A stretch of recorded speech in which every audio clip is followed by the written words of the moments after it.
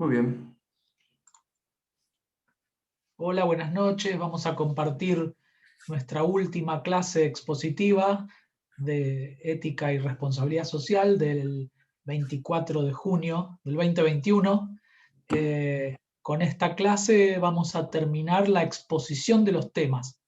El próximo jueves vamos a hacer un repaso general y ya nos preparamos para contestar la producción del parcial domiciliario.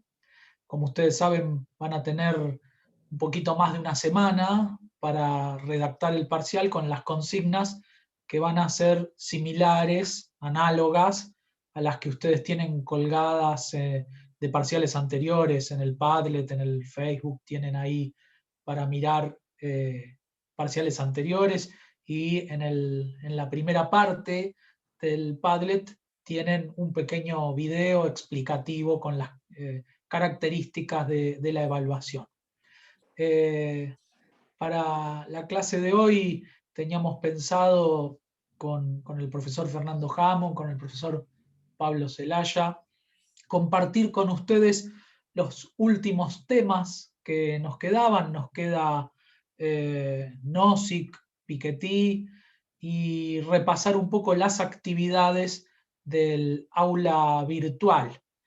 No sé, Fernando, si querés comentar algo respecto del aula virtual y de las actividades de cierre, y después yo arranco brevemente con Nozick para que vos continúes con Piketty y las actividades de cierre. Bueno, nosotros en el encuentro anterior analizábamos el texto de Porter y Kramer y charlábamos sobre el concepto de responsabilidad social empresaria, responsabilidad social corporativa y en un plano por ahí más reciente el concepto de generación de valor compartido, básicamente, ¿no?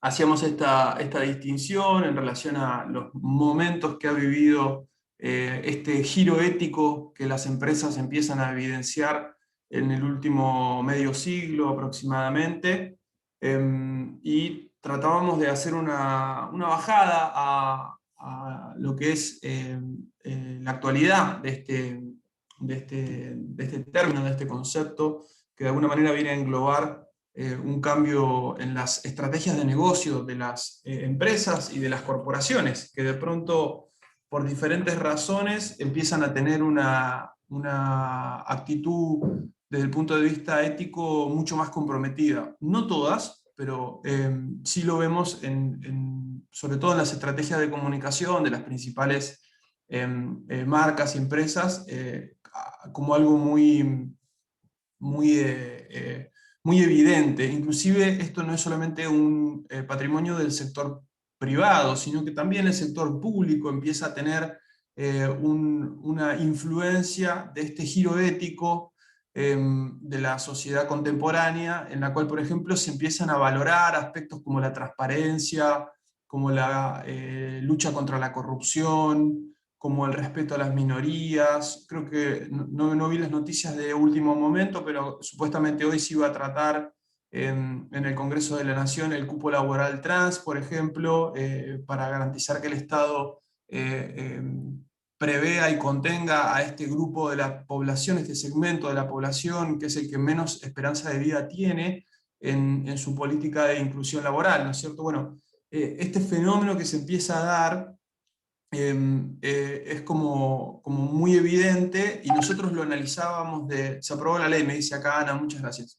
Nosotros lo analizábamos desde diferentes ópticas, y no queríamos dejar de hacer un intento de analizar el tema para nuestra ciudad, Mar del Plata. Mar del Plata es la quinta ciudad en población del territorio nacional, es una ciudad muy importante, y tiene, no sé si ustedes están al tanto o no, pero tiene una tradición, tiene un emergente de empresarios y actores, sería más correcto decir, actores de la sociedad que valoran este tipo de enfoque de negocio que nos interesaba compartir. De hecho lo hacemos, tienen ustedes una actividad que es la actividad número 7, La actividad número 8 la vamos a hacer en el encuentro que viene para además del repaso, fomentar un poco el debate y hacer un balance general, pero hoy por hoy correspondería que ustedes puedan hacerle lugar a esta actividad, que tiene que ver con esta bajada que intentamos hacer, ¿no es cierto?, de discutir la responsabilidad social empresaria en Mar del Plata.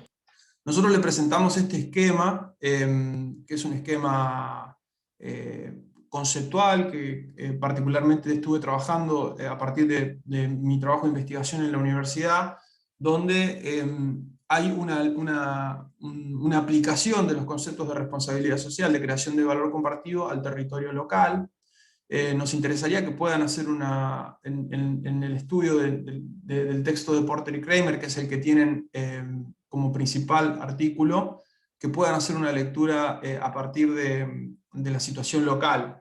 Este esquema los debería ayudar a esto. Básicamente, porque uno lo que observa, yo se los muestro en un artículo que tienen en este esquema. Se observa el emergente de una, este es el artículo de Porter y Kramer, se observa un verdadero ecosistema, ¿no es cierto?, de empresas, actores de la sociedad civil organizada, gobiernos municipales y universidad, la Universidad Nacional de Mar del Plata, que en conjunto cooperan. Subrayo esta palabra, porque también viene al caso de lo que venimos discutiendo desde la unidad 3 en adelante, empiezan a cooperar en favor de generar algo más que su propio interés, ¿sí?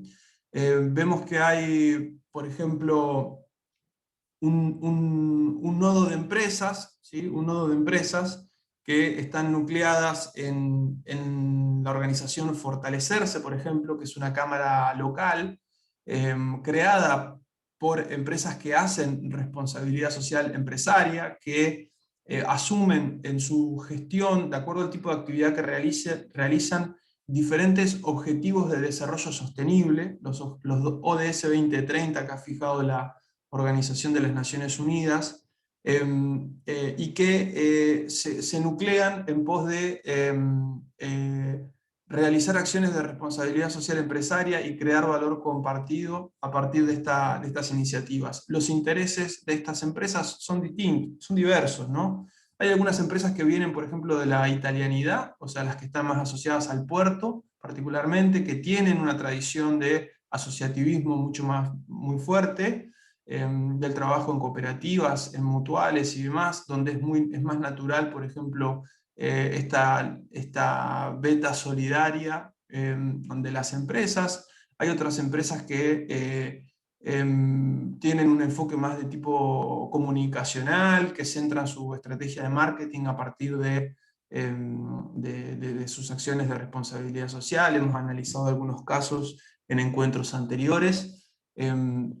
Y después vemos algunas empresas también que están por ahí lideradas por empresarios o actores de la sociedad civil, que un poco tienen un perfil más político, si se quiere, ¿no? Y trascienden sus intereses meramente empresariales y hacen de sus empresas agentes de cambio.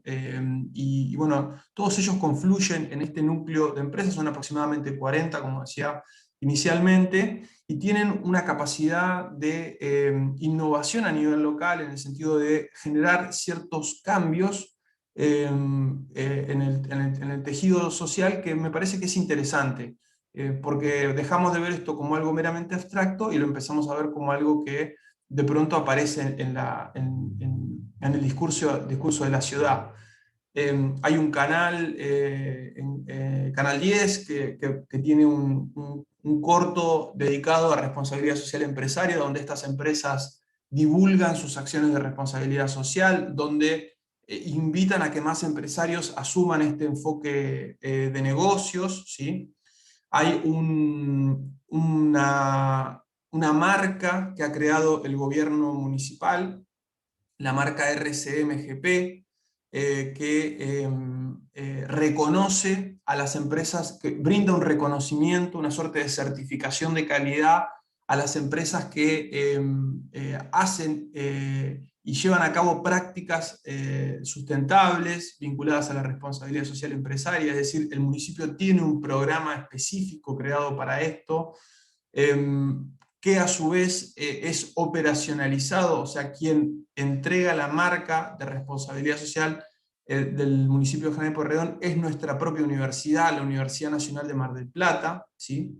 Que tiene un programa, una suerte de protocolo, yo soy integrante de ese protocolo, que se aplica a las empresas, vamos a hacer auditorías a las empresas para ver si cumplen, ¿no es cierto?, con las sucesivas prácticas que les son exigidas.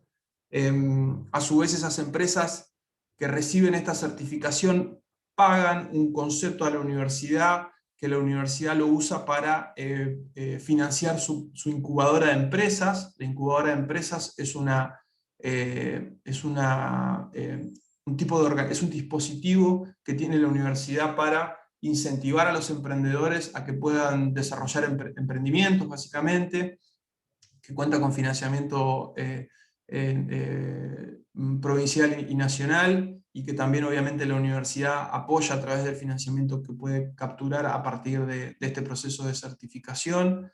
Y naturalmente lo que se espera, o lo que intentamos transmitir acá, es que los consumidores, ¿no es cierto?, valoren estas empresas que tienen esta actitud ética en su modelo de negocios, tienen este enfoque de la ética en su modelo de negocios, premiándolas en el mercado, básicamente, al momento de ir a comprar sus bienes o servicios.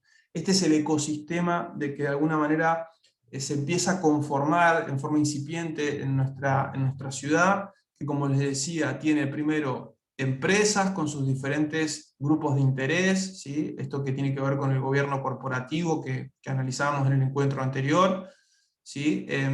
Que a su vez están reconocidas por el gobierno local, que les da una marca, un sello de calidad que lo otorga la Universidad Nacional de Mar del Plata a través de un proceso de auditoría y aplicación de un protocolo, y que eventualmente, al hacerse público, al difundirse, debería redundar en una suerte de incentivo, porque los consumidores o los clientes reconoceríamos o valoraríamos, digamos, aquellas empresas que tengan ese sello por su perfil ético y sus buenas prácticas, ¿no? Este es un ejemplo concreto y práctico de cómo se instrumenta esta idea de la creación de valor compartido de Porter y Kramer, que en realidad, recordemos, tiene que ver con esa estrategia de negocio que llevan las empresas, donde conectan su beneficio empresarial con el beneficio de la sociedad, ¿sí? Y hay muchas formas, se describen en ese texto varias alternativas, varios de esos ejemplos son observables en nuestra propia ciudad. Y un poco lo que nos interesaba a partir de lo que analizábamos en el encuentro anterior, y antes de concretar y dar el cierre de la materia, que ustedes puedan tener la oportunidad de ver cómo eso que hemos dialogado y expuesto se verifica en nuestra ciudad, ¿sí? Acá van a tener acceso a mucha información que nosotros les hemos ordenado para que puedan conocer experiencias. Obviamente los va a ayudar si eventualmente el día que a ustedes les toque estar enfrente de una empresa o una organización, quieren instrumentar algún tipo de herramienta similar, y que les propone también una actividad, ¿no es cierto?, que nos interesaría que, obviamente, en la medida de sus posibilidades lo puedan hacer, porque sería como un plus importante al momento de hacer la evaluación general del curso, que ustedes, a partir de internalizar esta red, este ecosistema de responsabilidad social, nos puedan hacer alguna propuesta, ¿no es cierto?, una propuesta de cómo mejorar este ecosistema, porque es un ecosistema incipiente, poniéndose en el rol que ustedes deseen, digamos, ¿no?, lo que les resulte más cómodo, pero con siempre la intención de, recordemos que el capital cognitivo, entre comillas, es como un elemento fundamental para el conocimiento, es fundamental para dinamizar estos procesos de cambio, y todos tenemos la posibilidad de aportar desde este lado, porque somos todos seres pensantes en definitiva, ¿no? Y conocemos y tenemos una lectura de la realidad, máxime luego del curso que hemos realizado y todas las categorías que hemos incorporado. Así que nos animábamos a plantearles una última actividad donde ustedes, además de conocer el texto o revisar el texto que ya seguramente habrán abordado, específico sobre el tema, puedan también cumplir con una breve actividad de reflexión donde fortalecer o buscar una forma de cómo fortalecer este ecosistema de responsabilidad social empresaria que se está configurando en Mar del Plata, que no es Mar del Plata la única ciudad. Esto existe también en otras ciudades importantes de nuestro país, como Rosario, por ejemplo, como Mendoza, donde hay una trama empresarial muy importante, obviamente Capital Federal. Bueno, son todos espacios donde, obviamente, con cierto dinamismo empresario, empiezan a aparecer estos ecosistemas donde esta ética empresarial se vuelve observable, se vuelve visible, ¿no es cierto? Así que este es un poco el planteo en relación a la continuidad del texto que veníamos viendo en el encuentro anterior, y obviamente, como siempre lo hacemos, la invitación a que participen de esta actividad conociendo este ecosistema que nos parece que les va a servir para conocer la realidad de Mar del Plata. Obviamente, si hay alguna consulta o alguna pregunta, no tienen más que hacerla ahora o cuando les parezca oportuno, pero tienen todo el material y la consigna bien planteada en el aula virtual, en el mosaico correspondiente, ¿sí?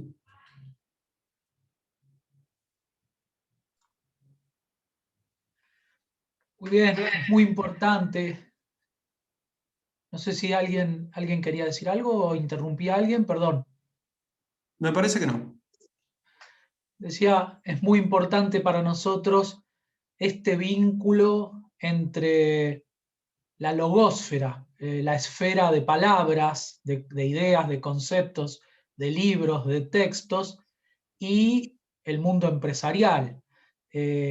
Son mundos distintos.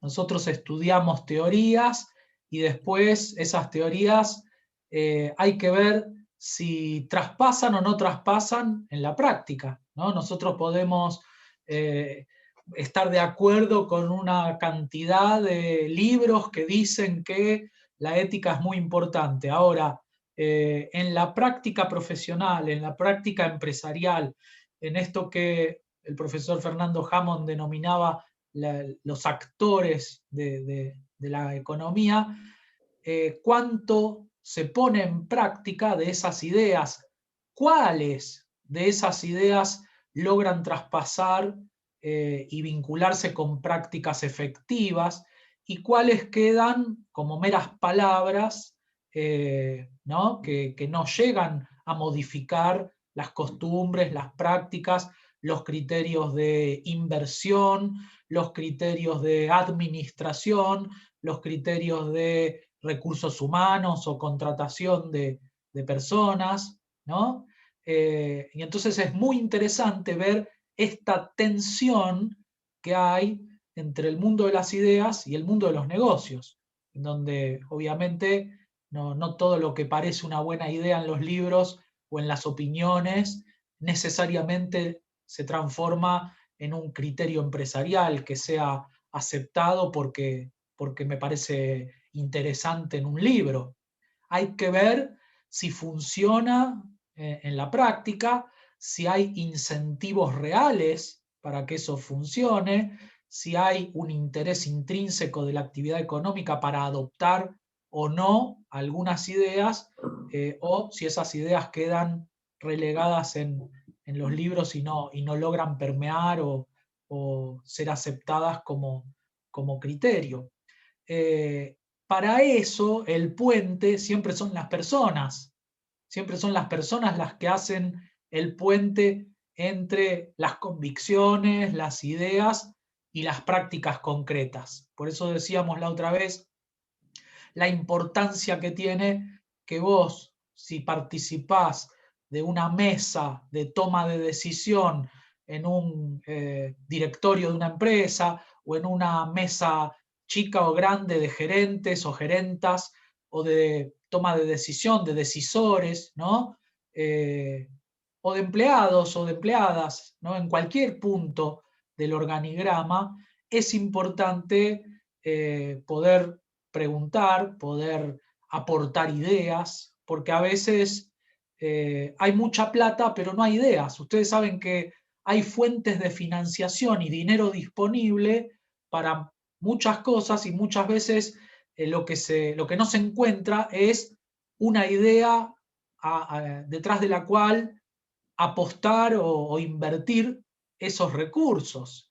Hay mucho dinero disponible a tasas más o menos razonables, pero lo que escasea más son las ideas, ¿no? Son las ideas. Cuando vos tenés una buena idea, la plata para financiar se consigue. Si la idea es buena, entonces es importante el mundo de las ideas en relación con la práctica profesional. Yo me voy a tomar unos breves minutitos para comentarles la postura, la visión de un intelectual que vivió en Estados Unidos y publicó la mayor parte de su obra en Estados Unidos y enseñó, dio clases en las universidades de Estados Unidos, que es Robert Nozick. Nozick se murió en el 2002, así que, bueno, es un personaje y un intelectual bastante reciente, relativamente reciente, comparado con otros que hemos visto, que son del siglo pasado o de principios de este siglo, o del siglo XX. La idea de Nozick es que debemos achicar el Estado todo lo que podamos, que un Estado grande es algo negativo, que no nos ayuda como sociedad. El Estado debe ser lo más chico posible. Como se decía en la década del 70, achicar el Estado es agrandar la nación, decían los economistas de la Escuela de Chicago, por ejemplo. Y entonces Nozick desarrolla en un libro que se llama Anarquía, Estado y Utopía, Anarquía, Estado y Utopía, meditaciones sobre la vida, ¿no? Desarrolla esta idea que está en la línea del pensamiento libertario o liberal. Para Nozick lo más importante es la libertad y las libertades del individuo, de la persona, y lo que hay que hacer es achicar el Estado a su mínima expresión para que no coarte la libertad de las personas. Un Estado mínimo con libertad y autogestión individual. De esa manera, él dice, vamos a dirigirnos o acercarnos a una utopía. Para él, la utopía o la meta es una sociedad que se autoadministre con colaboración, como decíamos antes, como decía el profesor Fernando Hammond, pero con una colaboración entre particulares o entre empresarios o entre empresarias o entre actores individuales, sin la participación del Estado, sin la participación o con la menor participación estatal posible. Nozick tiene un pensamiento parecido al de Milton Friedman, es decir, que lo privado es mejor, que la intervención del Estado siempre lo que hace es aumentar los impuestos, tratar de imponernos una mentalidad que no es la nuestra y coartar la libertad. Entonces vos podrías decir, tenés de un lado Nozick, Milton Friedman, y del otro lado Sen, Piketty, Klicksberg, ¿no? Autores que ponen, digamos, el eje en la solidaridad, en la equidad, y que hablan de la necesidad de que el Estado intervenga para garantizar esa solidaridad, esa equidad, esa distribución más equitativa. En cambio, Nozick está en el otro extremo, ¿no? Él dice que en realidad él no coincide con el utilitarismo, por ejemplo, de las obras clásicas de Adam Smith, que decían que en realidad lo que lo que pone en marcha todo el movimiento social y la economía es el egoísmo, y por lo tanto lo mejor que podés hacer para generar prosperidad es escuchar a tu egoísmo, a tu necesidad, ¿no? Persiguiendo tu egoísmo y el balance neto de satisfacción o de interés propio, beneficiás a toda la sociedad. Nozick dice que eso no es tan así, que a veces si vos seguís solo tu egoísmo, bueno, podés perjudicar a la sociedad, pero que eso no se arregla con una intervención estatal, sino con una toma de conciencia de los particulares y del modo de participación o de colaboración de los particulares. Para él, el Estado siempre que interviene te quiere llenar la cabeza. Y él cree que cada persona tiene su estilo de vida, sus valores, y que ni el Estado, ni las universidades, ni los intelectuales tienen derecho a cambiarte tu escala de valores, tu mentalidad, y él tiene esta posición anti-intelectualista. Dice, los profesores de ética, como el profesor Pablo, como el profesor Fernando, son todos medio, viste, te empiezan a hablar del Estado, de la igualdad, te quieren llenar la cabeza con esas ideas medio socialistas, medio extrañas, y te quieren adoctrinar, ¿no? Y llenar la cabeza con ideas que no son las tuyas.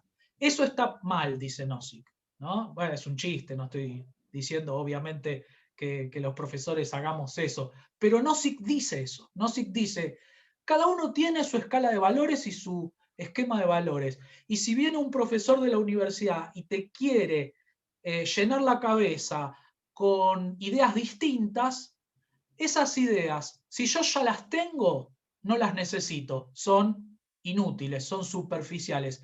Y si no las tengo, implican un adoctrinamiento que es autoritario o totalitario porque me quieren cambiar la cabeza. Por lo tanto, cada uno tiene el derecho de vivir de acuerdo a los valores que se le cante. Y no hay una verdad superior, ¿no? De que mis valores valgan más que los tuyos o que los tuyos más que los míos. Cada uno tiene que seguir, cada persona tiene que seguir los valores que quiere, que le enseñó su familia, si es que los quiere conservar, o los que se le ocurrió desarrollar por su propia cuenta, desde un punto de vista ético, de una ética individual, personal, que va para donde quiere ir. Por lo tanto, el Estado no se tiene que meter, ni los intelectuales, ni las universidades, ni nadie tiene el derecho de cambiarme mis valores y la manera en que yo quiero vivir. Y la manera en que yo quiero vivir, mientras no lastime a los demás, mientras no infrinja las leyes, mientras no lastime a otros o no obligue a otros a vivir como yo quiero vivir, pues cada uno tiene el derecho de hacerlo como quiera. La felicidad consiste en eso. La felicidad consiste en vivir como a mí se me ocurre que tengo que organizar mi vida y la de mi familia. No importa si alguien dice que esa no es la verdad o que hay una verdad filosófica superior, que se la meta en cada uno en su biblioteca o en su bolsillo y sea feliz con esos libros que le gustan. Pero si a mí me gustan otros, que me dejen a mí ser feliz con estos.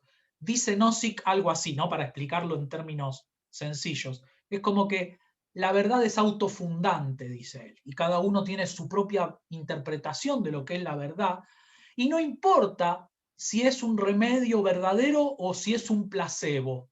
Si el placebo es eficaz, ¿no? Como te tomás en vez del remedio 2 pastillitas tic-tac, ¿no? Como placebo es eso, cuando te dan un remedio que en realidad no es nada, pero vos sentís que te cura porque... Y entonces, en realidad, dice, en las cuestiones éticas, si la forma de vida que vos elegís a vos te da felicidad, no importa si es un placebo o si es la verdad con mayúscula o con minúscula. Es tu verdad y eso es todo lo que necesitamos para vivir. Ahora bien, dice Nozick, el individuo no es eterno. nosotros nos vamos a morir. Y morirse no está mal, dice Nozick. No sé si hay verdades eternas, pero ¿quién quiere vivir 1000 años? ¿No? Dice Nozick. Si nosotros vivimos de acuerdo a nuestras ideas y nuestras ideas viven y mueren con nosotros, pues está todo bien. No necesitamos vivir 200 años o ser eternos. Somos lo que somos. Somos seres terrestres, finitos, y un día nos morimos y nos llevamos nuestras ideas. Y nuestras ideas se cortan ahí, se terminó ahí. No importa. Mientras vivamos, vivimos con esas ideas, dice Nozick. No necesitamos una verdad superior, trascendente, que sea eterna. Convivir 100 y pico de años, o no sé, 70, 80, los que te toquen, pero de acuerdo a tu concepción de la felicidad y a tu manera de ver el mundo, eso es lo único que se necesita. Pero, dice, el individuo no lo es todo. También, sin llegar al Estado, sin la necesidad de hablar de el Estado, hay maneras de juntarse con otros individuos que aumentan nuestra felicidad. Por ejemplo, los amigos, la familia, el grupo de colaboradores, puede ser la empresa, la comunidad, la pequeña comunidad en la que yo elijo moverme.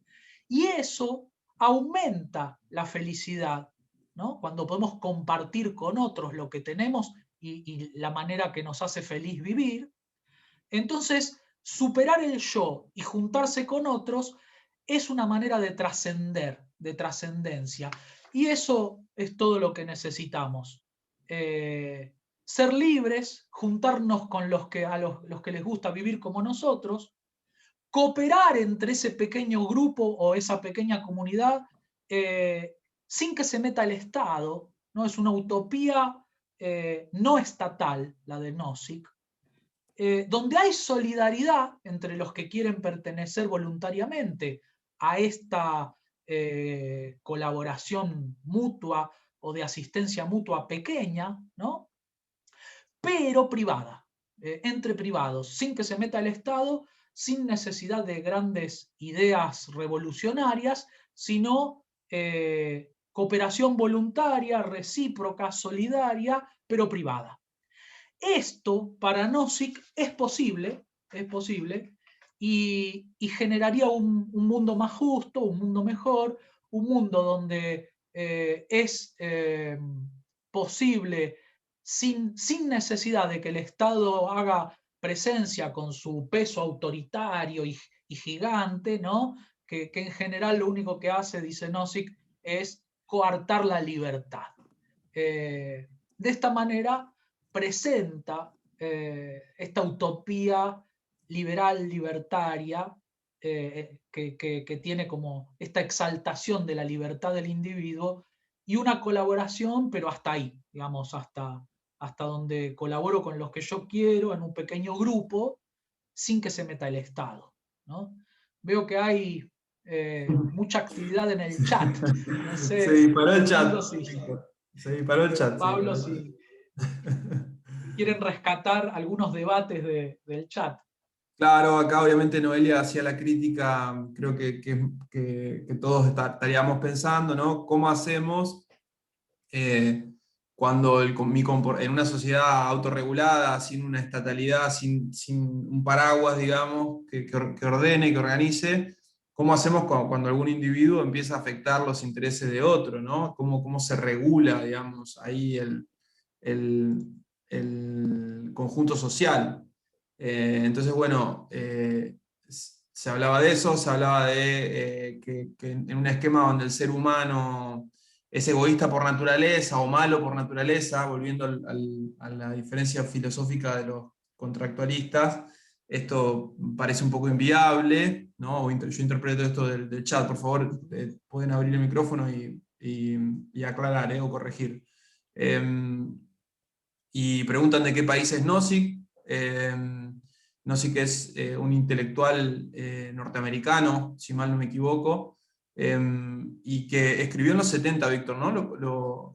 Sí. Sus ideas son de los 70. Pónganla en contexto también, ¿no?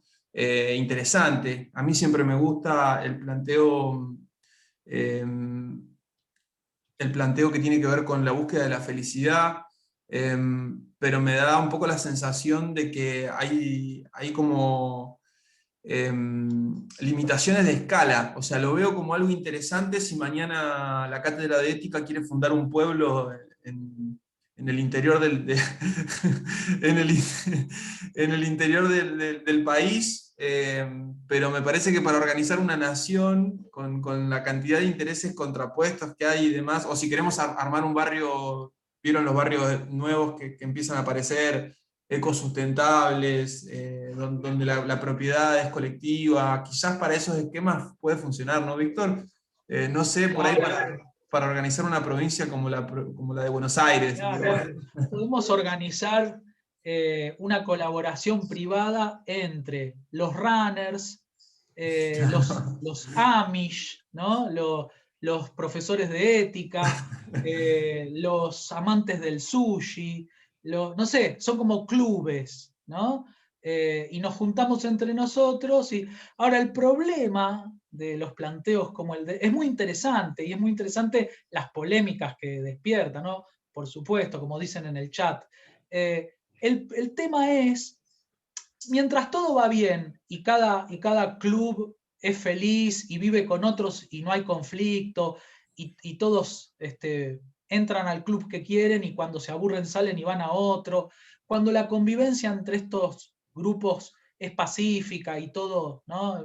Estamos en Disney y todo es apacible y tranquilo, en épocas de calma, en épocas de crecimiento económico, en épocas de tranquilidad social, en países donde hay reglas de juego que son estables y la economía crece y el nivel de conflictividad es bajo, la cosa parece ser interesante y parece ser un planteo atractivo, por supuesto. Nozick es un escritor, los libros de Nozick, cuando vos los lees, nosotros acá siempre hacemos como una especie de resumen que termina siendo a veces como una caricatura, ¿no? Entonces, ahora cuando vos lo lees, igual que a cualquiera de los autores y autoras, son interesantes, es difícil rebatirlos, son libros grosos. Ahora, ¿qué pasa cuando hay conflicto entre estos Claro. pequeños grupos o grandes grupos? ¿Qué pasa cuando los runners quieren correr aunque haya pandemia? O, no sé, Los algún profes- otro grupo quiere, ¿no? Hacer una actividad que perjudica a otro grupo, porque el problema es cuando queremos cosas que otros también quieren y no hay para todos. ¿No? Y entonces ahí, cuando surge el conflicto, un grupo podría acaparar beneficios en perjuicio de otro grupo. Y si el Estado no está para equilibrar, para poner un límite, ¿no?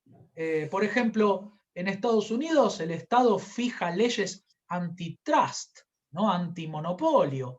¿Qué pasaría si el Estado norteamericano no hubiese fijado límites a los monopolios o a situaciones monopólicas en el mercado? Bueno, empresas tales como Microsoft o Google han sido restringidas en algunos alcances, en algunos negocios, los han obligado a dividirlos, a vender parte, porque, ¿no? por esta aplicación de estas leyes. Entonces, la pregunta que nos deja picando el debate del texto de Nozick es si una participación nula por parte del Estado no sería, digamos, una especie de sálvese quien pueda en manos de estos grupos que colaboran cuando les conviene y cuando no les conviene se quedan con la mayor parte o con la parte más grande, ¿no? Es cierto que por ahí la participación del Estado tampoco, no sé si es conveniente que sea el 100%, ¿no? Pero entre el 100% o donde todo es estatal y el 0% donde todo es privado, habría que ver, ¿no? Hay distintos modelos, distintos países, todo un debate cuando ahora se dice, pero ¿qué querés ser? ¿Venezuela? ¿Qué querés ser? ¿Cuba? Entonces, creo que ahí hay una pregunta por precisamente esto. ¿Cuánto te gustaría tener de rol del Estado en esta función de regulador, no solo ético, sino también económico, no solo económico, sino también ético, etcétera, ¿no? Tal cual.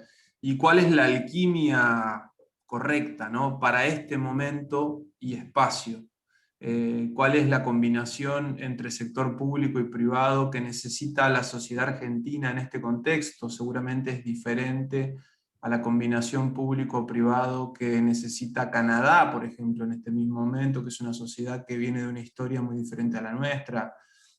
O un país de África subsahariana, o un emergente de Europa del Este. O sea, son tan diferentes las costumbres y las tradiciones, retomando por ahí esta distinción entre moral y ética que nosotros hacíamos al comienzo, que merece un análisis particular. Respuesta no hay, digamos, ¿no? No hay. Hay que encontrarla, hay que ponerse de acuerdo, pero no sirve para pensar esto.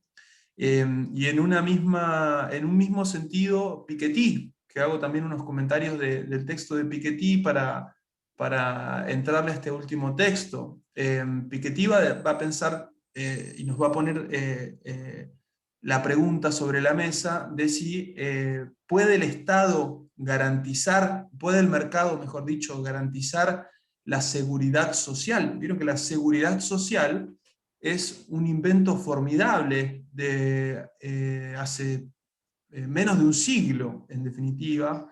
Si bien tiene sus antecedentes en el siglo XIX, pero la seguridad social, la provisión de seguridad social, es un invento bastante nuevo de las sociedades modernas.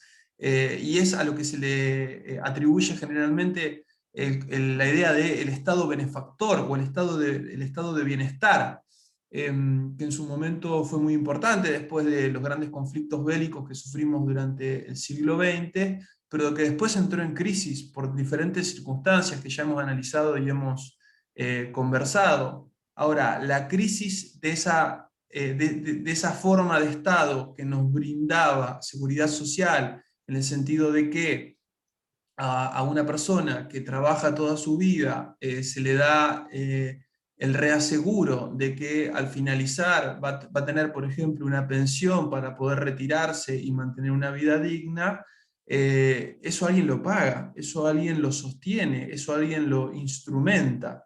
Entonces, ¿qué pasa cuando entra en crisis el Estado benefactor, como lo ha hecho a través del advenimiento de las políticas neoliberales que vinieron a proponer una reforma del Estado muy importante, con procesos de descentralización de la administración pública, de desregulación de los mercados, de privatización de empresas estatales, bueno, una serie de reformas que ustedes conocen y que hemos ido conversando, que dieron origen a un Estado neoliberal que básicamente lo que hizo fue retirarse de muchos ámbitos de la sociedad civil para dar lugar a el mercado, y para que dicha provisión de bienes y servicios necesarios para la seguridad social sean provistos por el mercado. Este es el ideal, digamos, de este neoliberalismo que en parte está muy vigente, digo, ¿no? Y ha sido muy implementado en nuestro país, o se ha intentado instrumentar en nuestro país y en nuestro continente mucho, así como en el resto del mundo. La pregunta que hace Piketty es: ¿puede el mercado garantizar los servicios necesarios para la seguridad social?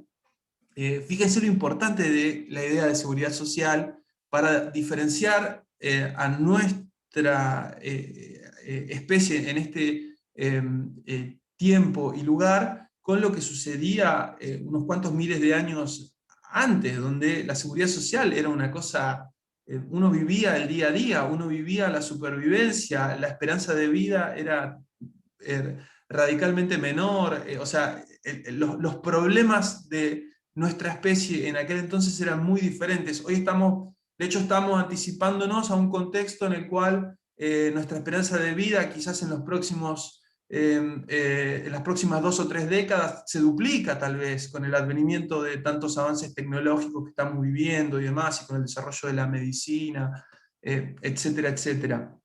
Es un tema que sin lugar a dudas es de nuestro tiempo, pero que es un problema quién lo garantiza y quién lo provee, porque allí empiezan las desigualdades, ¿no? Cuando un grupo de la sociedad tiene el privilegio, por ejemplo, de contar con determinados servicios de seguridad social, con determinados servicios de salud, pensión y demás, versus los que no, digamos, ¿no? Y ahí entra a tallar un tema de inequidades y desigualdades que es el gran tema de nuestro tiempo y es lo que estudia Piketty puntualmente.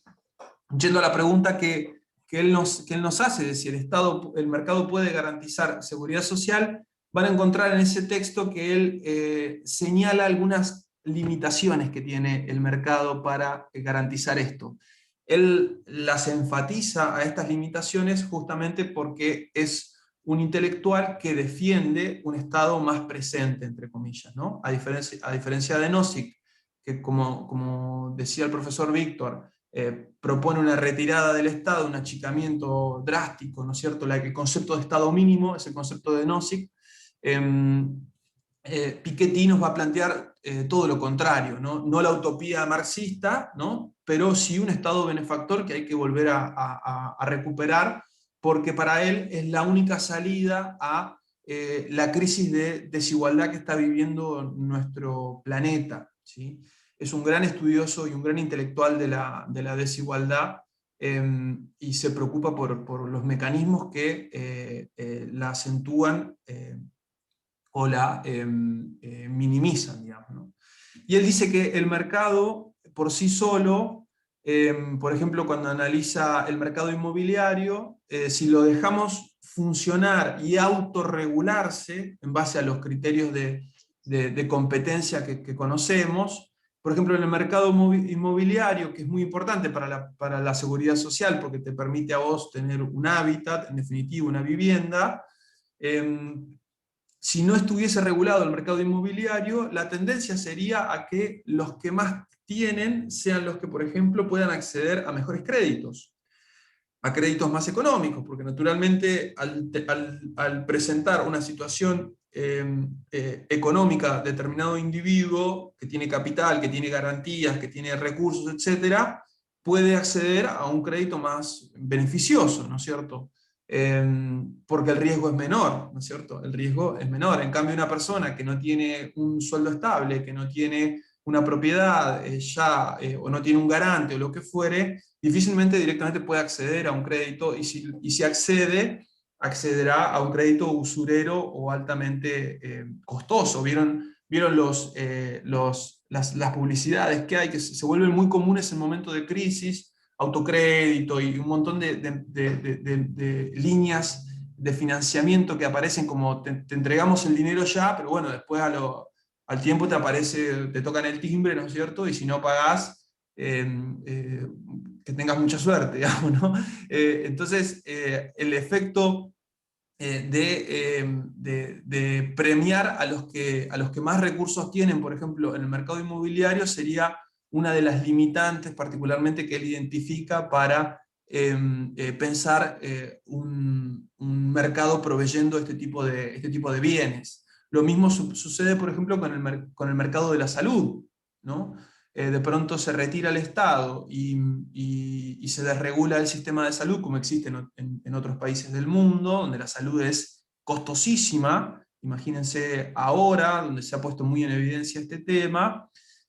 Ahí se produce lo que es un efecto antiselección, porque ¿qué pasa? Si dejamos el mercado que regule también por sus propias fuerzas naturales, ¿no? La mano invisible smithiana acá operando en el mercado, lo que terminaría sucediendo es que las personas más saludables, ¿no? Con menos problemas de base, serían las que accederían a servicios de salud más baratos, digamos, ¿no? Porque tendrían, digamos, nuevamente, menos riesgo para las empresas proveedoras de salud, y sería mucho más económico para ellos poder acceder a eso, y para la gente que verdaderamente necesita una asistencia de salud, sería impagable, sería imposible de pagar. Bueno, en nuestro caso, por ejemplo, tenemos un Estado que nos obliga a todos a pagar un seguro de salud cuando trabajamos, y eso sirve para que el conjunto financie a aquellos segmentos de la población que son más demandantes, digamos, de los servicios de salud,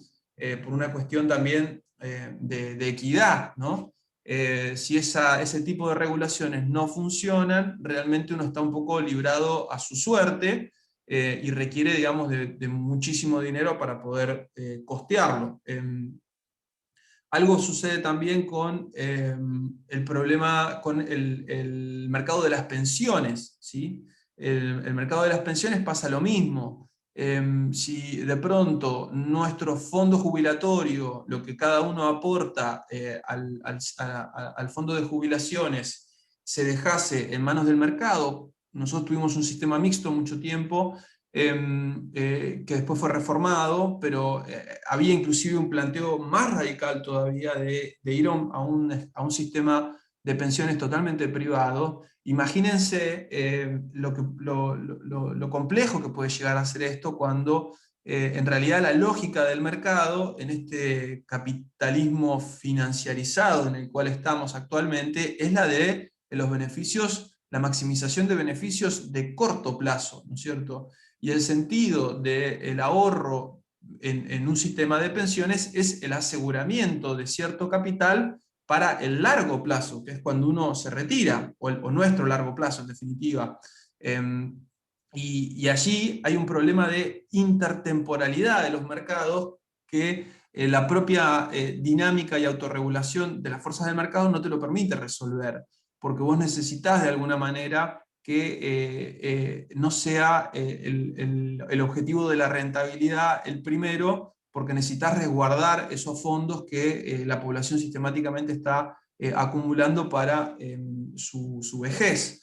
Digamos, allí también hay un problema, se resuelve en este caso con que el Estado termina siendo el garante, ¿no es cierto?, de estos fondos para evitar su agotamiento o su no disponibilidad por los vaivenes que pueden sufrir los fondos de pensión que cotizan en bolsa y donde están guardados nuestros ahorros. También analiza, por ejemplo, el mercado de medicamentos. Allí se trata de un mercado, por ejemplo, que es, creo que era el de medicamentos, pero es básicamente el problema que tienen los mercados al momento de concentrarse, donde se concentra el poder de negociación del lado, por ejemplo, de la oferta, termina siendo un problema, porque allí los oferentes, al tener el monopolio o ser un oligopolio que concentra la provisión de determinados medicamentos, están en condiciones de obtener rentas extraordinarias de los consumidores, porque los consumidores no pueden ir a otros oferentes a acceder a medicamentos, por ejemplo, más baratos, y hacerlos competir para que bajen los precios. En este caso, si los oferentes son pocos y se organizan entre sí para mantener determinados niveles de precio, te puede terminar sucediendo que los medicamentos se vuelvan carísimos, ¿no? Entonces, ahí tienen que haber mecanismos de regulación que lo que te permitan es, o por ejemplo, o mediante una ley de genéricos, o mediante subsidios, o mediante topes de precios, bueno, diferentes mecanismos que te permitan compensar esa característica que puede tener, por ejemplo, el mercado de medicamentos, que está altamente concentrado y a nivel internacional también, con lo cual en precios en dólares, digamos. Esa es otra de las falencias que él identifica y que usa como ejemplo para explicar que el mercado por sí solo no es un buen proveedor de los servicios de seguridad social para una población. Esto es lo que nos deja el texto de Piketty también muy resumidamente, y se diferencia mucho del planteo que acaba de hacer el profesor Víctor en relación a NOSI. Perdón, Sí. Fernando, el libro de Piketty analiza los últimos 200 años en varios países del mundo. Vieron que es un libro gordo de 1000 y pico de páginas, y tuvo mucho éxito este intelectual economista francés. Y lo que hace en ese libro es analizar las curvas de los últimos 200 años del capitalismo en distintos países, básicamente consultando al INDEC de cada país, ¿no? a la fuente de datos, y con eso construye líneas de largo plazo. Y lo que él dice como resumen es que si uno analiza las líneas de los últimos, y los gráficos de los últimos 200 años, el capitalismo occidental tiende a no resolver estas cuestiones, como decía el profesor Fernando Hammond, sino que la tendencia es a un crecimiento de la desigualdad. Es decir, lo que dice Piketty es, si analizamos los últimos 200 años, lo que vemos es que la desigualdad crece, que si dejamos al mercado hacer y no interviene el Estado, crece la desigualdad, ¿no? Y plantea una posibilidad de redistribución en el modelo keynesiano, ¿no?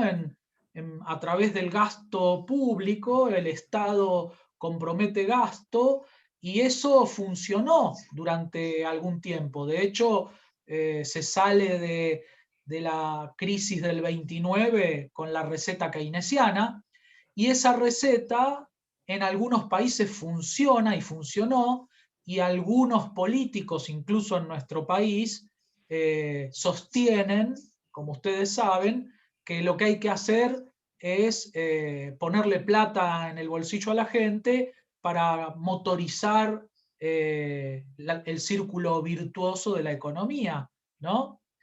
Por esta salida keynesiana de estimulación del gasto.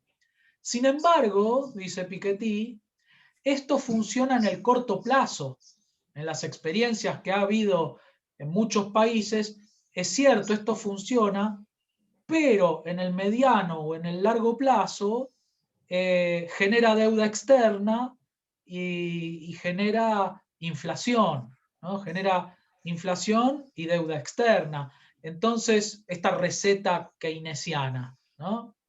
Entonces, si el mercado librado a la lógica del dejar hacer, ¿no? De la oferta y la demanda, de la libre competencia y del dejar hacer, genera desigualdad, y las recetas keynesianas generan inflación y deuda, que eran los únicos remedios que alguna vez se nos ocurrieron y que alguna vez funcionaron, pero que no funcionan en el largo plazo. ¿Qué hacemos? ¿No? ¿Qué hacemos? ¿Nos bancamos la desigualdad y sálvese quien pueda? ¿O buscamos otra receta? ¿No? Estas son algunas preguntas interesantes que cuando llegás al final de las 2000 páginas del Bodoque del Capital en el siglo XXI quedan flotando, ¿no? Quedan ahí flotando. Así es, plantea también una conclusión perturbadora. Dice Piketty que los niveles de desigualdad que tenemos en la actualidad son equivalentes a los niveles de desigualdad que había antes de la Gran Guerra, de la Primera Guerra Mundial, por ejemplo. Y avisora o insinúa, digamos, un panorama complejo para nuestras sociedades, porque sabemos que la viabilidad social de los proyectos que los diferentes estados llevan adelante no es poca cosa. En contextos de grandes inequidades, de grandes ajustes económicos, de gran desprotección de las sociedades, puede surgir un liderazgo totalmente negativo, ¿no es cierto?, como ha pasado, y llevarnos a situaciones humanitarias complicadas, ¿no? Interesante también el libro que plantea Víctor, El Capital, del siglo XXI, también da un debate en las ciencias económicas que en su momento estuvo muy clausurado.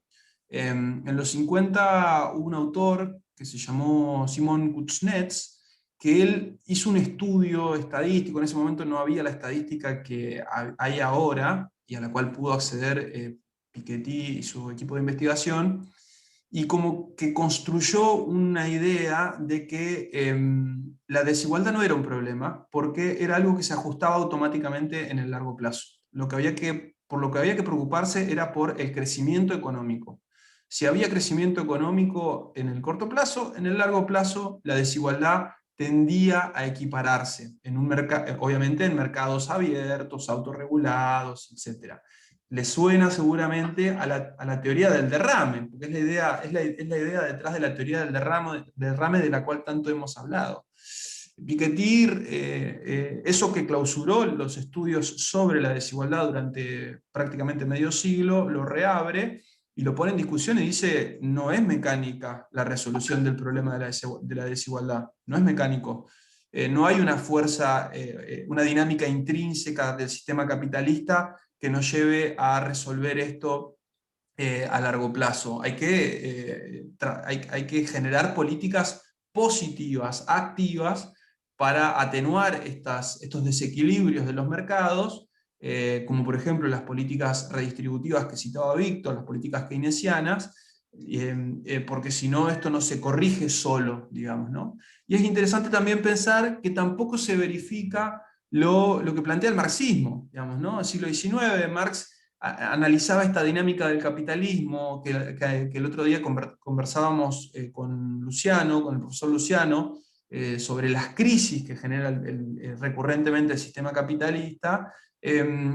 Marx analizaba esa dinámica y decía: el capitalismo en el largo plazo genera tanta desigualdad y genera tanta inequidad en los procesos de acumulación que los propios capitalistas se van a terminar peleando entre ellos por la renta y el capital, y bueno, eso va a generar una crisis insoportable que va a significar el advenimiento de una nueva clase social y una forma de Estado, la dictadura del proletariado. Bueno, él plantea un escenario, a diferencia de Kuznets, que era todo optimismo. Marx plantea un escenario todo negativo, digamos, y que por eso para él va a ser inevitable el advenimiento del comunismo, y eso tampoco pasa, ¿no? Eso tampoco sucede.